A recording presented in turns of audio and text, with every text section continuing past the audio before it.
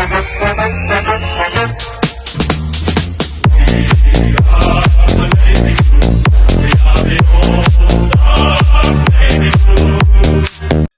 welcome to another episode of Baggers Chat. I am back, of course, joined by Pato and Ethan. But in my presence, we had to see someone make way, and unfortunately, that was Jack. So some say it was not fair, but we had to swing the axe. And he could not.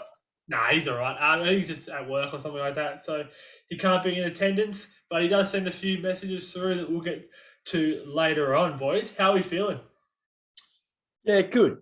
Confident for the match ahead this Saturday. We do sort of stack up. You know, we haven't stacked up well against many sides the last sort of 3, 5, 10 sort of years, but Freo, I think, is one of the sides we've won the last 3, I believe. Maybe could be more as well. But yeah, I think we stack up pretty well against them. What are you, Pato? Yeah, no, confident. I think. I mean, as we said last episode, I definitely think it is probably our biggest test so far. But I think we're up to it. I definitely think we'll go in as the underdogs, but definitely think we're up to it, especially in our white kit against Fremantle. Yeah, absolutely, mate. I think we need to bring Murphy back just for Fremantle games, I reckon, just because he seems Levi, mate, and Levi, yeah. Alrighty, obviously this Saturday night at 7:40, which is good because the last 2 weeks have they been Sunday? I remember it's terrible, but Saturday night game at 7:40 p.m. at Optus Stadium. Obviously, last time we met was last year, in which we won by 16 points due to some pretty inaccurate kicking, to be fair, from Fremantle. 8 goals, 16 plays, 12 goals, 8. I was watching, as you boys know, we work some weird hours, so I think I was working till like 6 a.m. this morning, and so I watched a lot of the press conferences from Ash Hansen, Vossi, watched everything I could get my hands on. And what I did notice in the Hansen in the press conference, he did mention how we're not playing our style for sort of long enough, which I guess does make sense. He's happy that we're digging in and getting these sort of, I guess you would call them ugly wins. But he's unhappy that we're not sort of playing that 4 quarters and we're dropping off, definitely in the third and sort of in the fourth as well, more just holding on, I guess. Would you agree with that, Eve?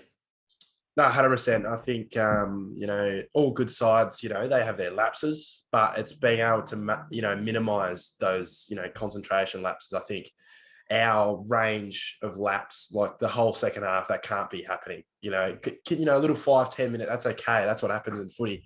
All the teams do it, but you just got to play your footy for as long as you can. And I think, we played it for a half, we still won. Imagine if we play it for 3 quarters. It's going to be a different story. But I think the proof's in the pudding. I think we're good enough and our style holds up well. We've just got to be able to do it week in, week out, which is going to be tough. Say our first quarter, right, against Hawthorn, we'll say against Port Adelaide last week, is that sustainable for 4 quarters, or even 3 quarters? And then, or how do you see it? We should be playing like that for 3 or 4 quarters, or maybe spread it out, spread the margarine type thing, or how do you see it? Heath? Yeah, I think it's obviously tough. We played very, very good half against Port. It was just goals. You're not going to score 70, 79, I think it was, in a half every half. But it's just, for me, it's more minimising the opposition. When they get a few goals, you get a goal back. It's just, you just can't be letting these. I think it's happened for too long. It's still, consistently happening, is these 5-goal, 6-goal, 7-goal runs where we can't peg one back until real late, which was lucky that Curnow kicked that late one the other day. But you can't leave it too late, and you just got to hold it up a bit. But we're doing it better. Yeah, well, that's it. It is just literally been that we've obviously held on as a team, and that one player is shining through. I think it was Curnow against Port, and then I think Wiedering's sort of mark against Hawthorn, I think it was. But yeah, Pato, what's your thoughts on it, mate? Yeah, especially in 2020 and 2021, the main thing that we saw under Teague was just the lapses, just like the 5 or 6 goal swing, and just like when we saw it a little bit against Hawthorn, that's probably when we first started to see it, and like against Gold Coast as well, and then also against Port Adelaide. Obviously it's a worry, but I think I purely think it's just mental, because obviously we played a really good first half, and obviously we were absolutely smashing Port. And then obviously I don't know if it was, obviously it would have been mental, but also Port Adelaide probably played a lot better in the second half than they did in the first half. But I just think that purely it's just mental. But hopefully they can work on it on Saturday night. Absolutely, yeah. So after half time, we scored 2 goals 4 to 9 goals 8, I believe it was, to Port. So that's pretty crazy. But all right, we'll get stuck into the key matchups. Heath, do you want to run us through them, mate? Yeah, right. So the first matchup, I think it's a pretty clear one, is the ex-Docker and Chair against his very good mate and Andy Brayshaw, who's had a absolutely fantastic start to the year. Pato, what's your thoughts on this matchup? I think it's going to be very exciting. 2 young guns in the middle there. Yeah, mate. I think you'll be very hoping that the big Brayshaw gets up and about for your fantasy team. No, I'm kidding. But I think this will definitely be a big but I think this will be a big matchup. As you said, Brayshaw's had probably like a stellar start to the year. I think he's probably up there for like one of the Brownlow favourites. Like seriously, like some of the games that they've won, he's going to get 3 votes. And also Chera, especially last week, he came off probably his best game in the navy blue. And it's just good to see that he's now starting to build, starting to evolve with the team. So I know I think overall, I think this matchup is going to be important because it's probably the two. Brayshaw's probably their best player. Chera's probably top 3 best players in our club, with hopefully Cripper returning. But it will be a big matchup, mate. Yeah. So Sammy, just on this matchup, I'll just give you another question for this matchup. I think. Do you, off the good performance from Chera against Port Adelaide, do you see him building off that? Do we need more consistency out of him? What's your thoughts on him personally? Great question, mate. Really good question. And I think without Speechley this week, it's going to shine through how little I know about opposing teams. But definitely no Brayshaw, very good. And I think Chera, I think he should be able to build off it.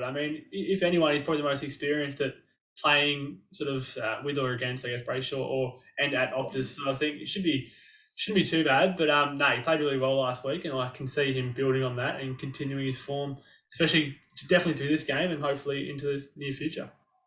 Yeah, and I definitely think a focal point for us in the midfielders to be able to minimise Brayshaw's impact on the game. I think he's leading the coaches' votes or the players' votes currently by, I think, 4 votes or 5 votes, just ahead of Cripper with 29. So he's doing very, very well. Now we'll move on to this man. For Freo, he's a forward that isn't talked about often, and he kicked 7 against the Dons, which was fantastic to watch. 7 goals straight. He had a ripper game. I think Freo had a great second half. Really blew him out there.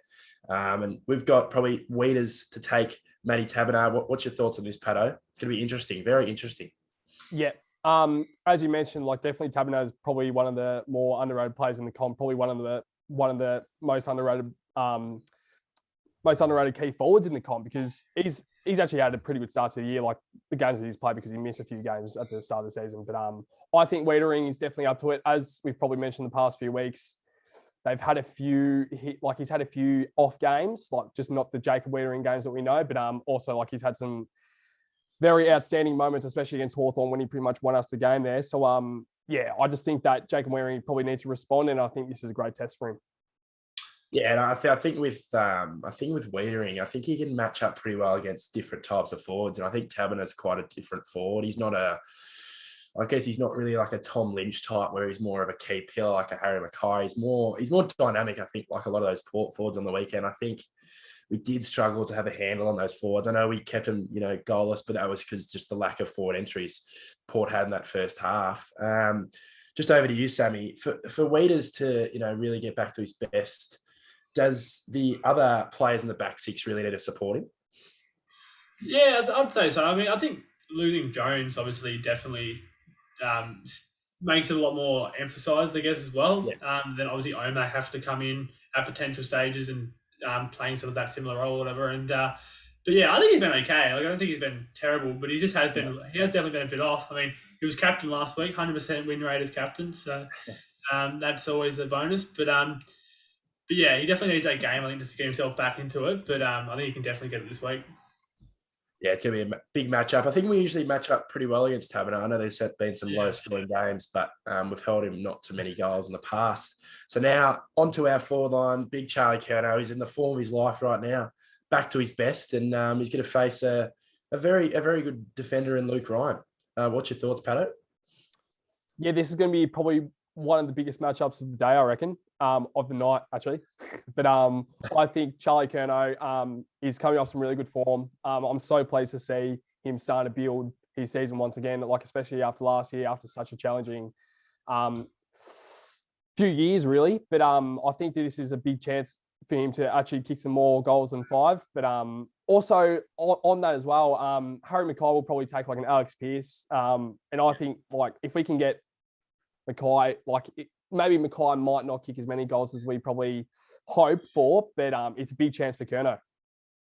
Yeah, I think just on that.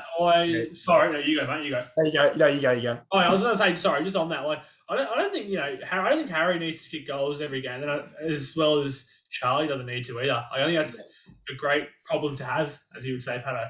Whereas one of them's going to take the best defender each week, which will free up the other one when they're obviously playing on the ground at the same time. So, yeah, I think as long as one of them's kicking goals, that's the main thing. I think we've seen that too. Like, I think it's been mostly Charlie as well, but I think we've seen like one person kick 5 or 4, then the other person contribute by crashing packs, or which is usually Harry, or kicking maybe 1 or 2. So I think it's definitely been a bonus having both of them this season. Well said, Sammy. Now on to a big matchup. I think two ruckmen that have really lifted their game this year. I think Sean Darcy's been solid. He's very young and he's only 23 against a Pitternet who's leading hit-outs to advantage in the league. He's leading by a fair bit. I think it's 21 a game, which is massive, and it shows his influence on our stoppage and clearance numbers. Pato, what do you think about this matchup with Pitto and Sean Darcy? I think both big bodies. What's your thoughts? I reckon it's Brownlow and Mark Pitternet, mate. I think it is. I really think it is. But yeah, he's had a great start. Obviously, he missed one game after the Hawthorn game. But yeah, I think just definitely, like, arguably, he's probably one of our more important players just because of like the preseason. Like, as you said last episode, his preseason must have been so strong because he has absolutely torn the door down to actually get into this number 1 ruck position. And now that he's there, he's probably going to hold his spot really. But and like he's keeping a guy like TDK out of the side really. So I think that this is going to be this is probably going to be his biggest test because Sean Darcy is probably one of the more premier ruckmans in the comp. 100% he's up there with probably Brody Grundy and Max Gawn. So it's a big test, but I think he's up to it. Yeah, so 100% agree. I think it'll be a test, but I think also for Darcy it'll be a test. I think Pitto's really, hit-outs wise, as I was just touching on before, and leading by a long way compared to a lot of the top premier ruckmen. And I think he needs to get a bit of respect on his name across the whole league. Sammy, for Pitto, what's a good game for Pitto? What do you need to get out of him for a good game? I think it depends on the circumstance. Like, obviously, whether it's no TDK or TDK is playing, it's probably a bit more, I guess, I don't know if pressure's the right word, but there's a little more emphasis on his impact just because, he's the sole ruck, with a pinch hitter and Sauce or whoever. So he needs to, I guess, lead from the front in that capacity in the ruck stocks anyway. But obviously Darcy's pretty elite. But what does Pitto sort of have to do to get to that category as well? Like, I mean, he's been playing very good footy when he's in. Just string it together, probably more, put 5 rounds in or whatever. But I think he can be up there as well. She said 20 hit-outs to advantage. I think second best is quite a bit behind. So, yeah, he's been playing really well. I think 100% agree. I think the respect for Pitto is very low. I think just because I think, especially within the football club and our supporters, I think we kind of took a piss out of him a little bit when he first joined. We thought he was one of those, Andrew Phillips that comes for a few years and he's more that second ruckman to fill in for a young guy who's developing. But he is the young guy that's developing, and I think he's developed into a very, very strong ruckman for us. And he's 25 years old. He's played under 40 games. I think he's influenced by the hammer, Sean Hampson, but no, he's done very well. And I think I think for him to be rated in the top ruckman, he's just got to do it for a whole season, and that includes finals as well. Because I think he could come up big in finals, taking big grabs, winning important hit outs in the last minute of a final. But yeah, he's been massive. And yeah, onto under the pump with you, Sammy. Kicking big goals like Robbie Warnock as well. Yep. You can just see it all happening. All right, yeah, under the pump. Yeah, all right, we'll go to you first, Mitch. Okay. Yeah, so my under the pump is probably a little bit stiff on the man, to be honest.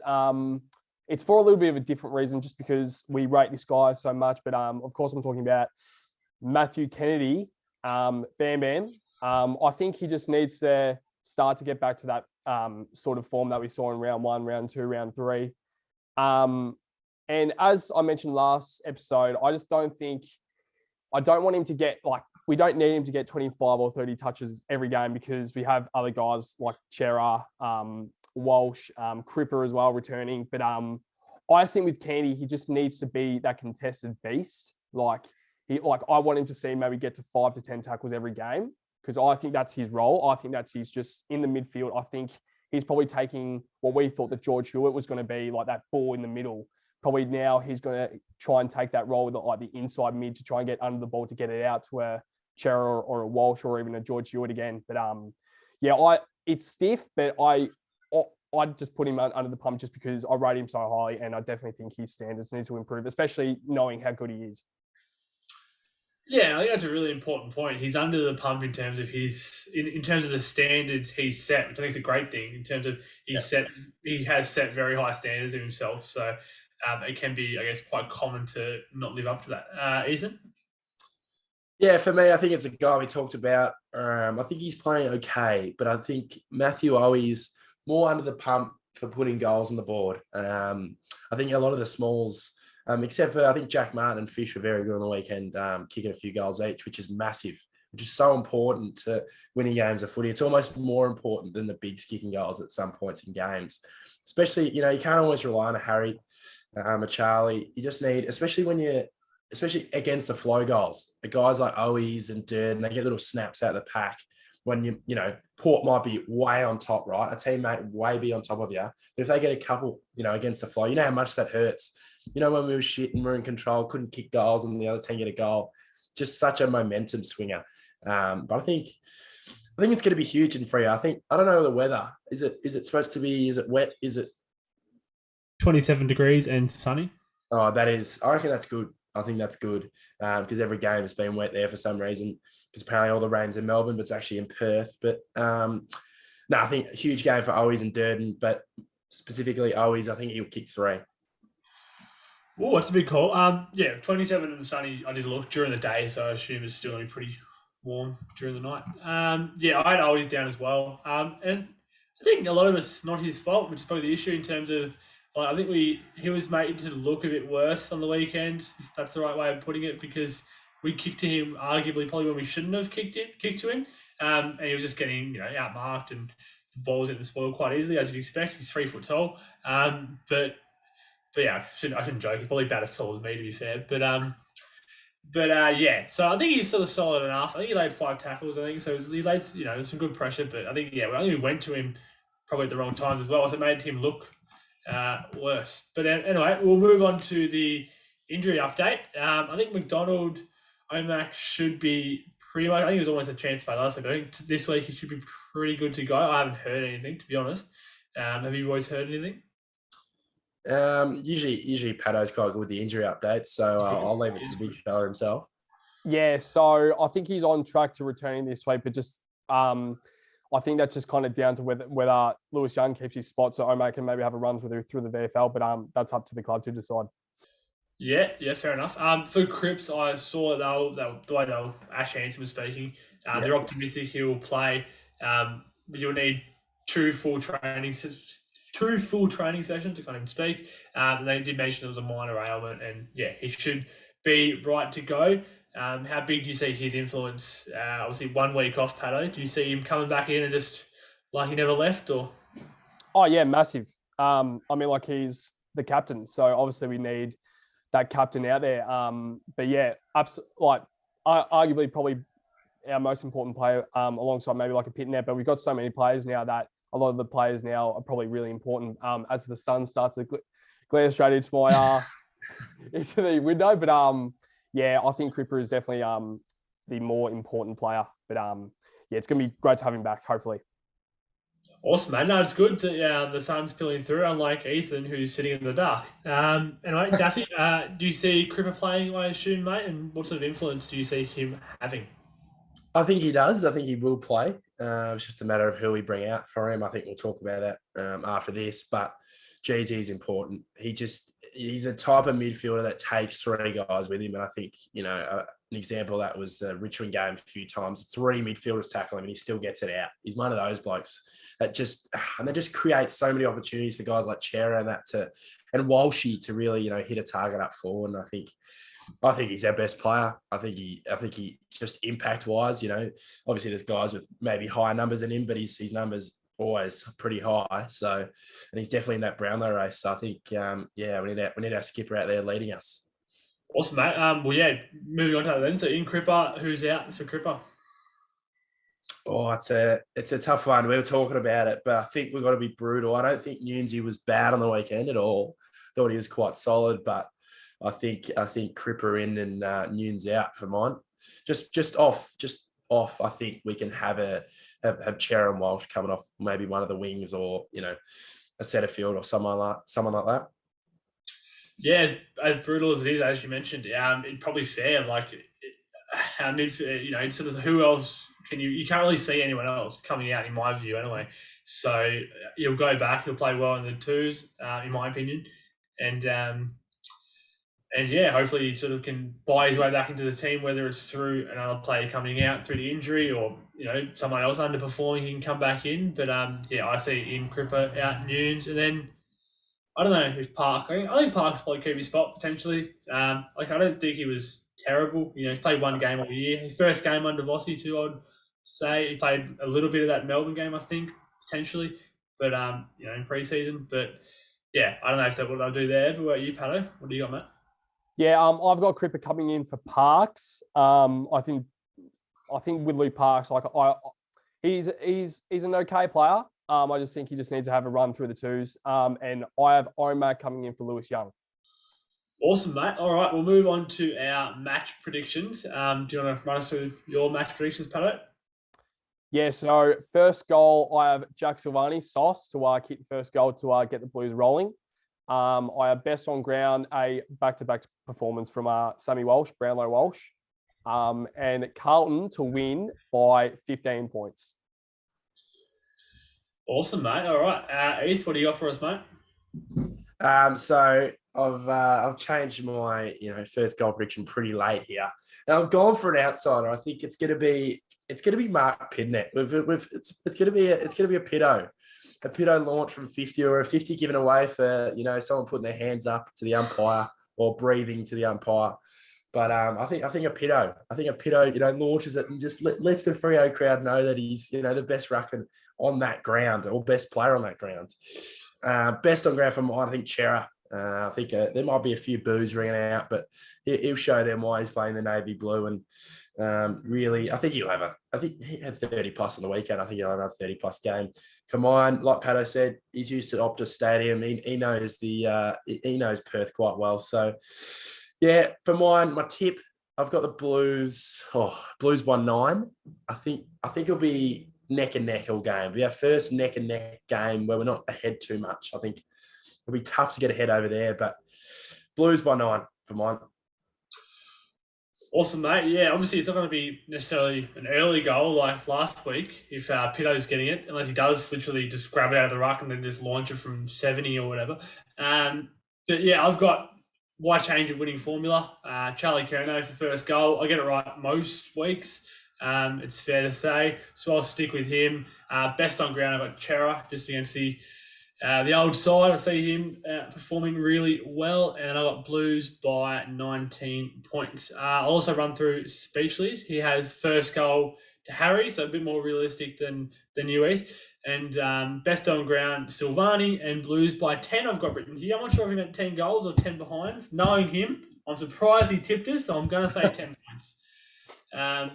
But yeah, that's about it, boys. Anything else you want to add? Just all the best for Saturday night. All the best. No, good, mate. I'm sure they'll be watching. Yeah, obviously we'll all be watching. So hopefully we get the win. And if you're not already, like, follow, subscribe. We're on every social media platform. And yeah, Pato, as always, mate. And as always, boys, up the Baggers.